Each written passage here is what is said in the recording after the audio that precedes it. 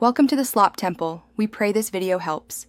You start by confirming the essentials: clean, dry skin, and no fresh nicks.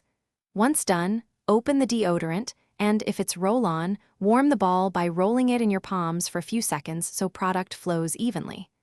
Make sure to do a quick patch test on a small area if you've never used it before. Then position the applicator at the base of the underarm and prepare to apply in the next quick, controlled motion. Now apply using calm, deliberate movements. 1 to 2 smooth passes across the center of each underarm is enough. You want coverage without excess. Once you've rolled or rubbed it on, blend any concentrated spots by lightly moving your arm to spread the product. Make sure to pause and let the deodorant dry for 30 to 60 seconds. This prevents transfer to clothing and improves adhesion so the active ingredients can work effectively. To finish, secure the cap and store the deodorant in a cool place away from direct sunlight. If you need more protection during intense activity, wait for the recommended interval before reapplying. Overuse can irritate skin.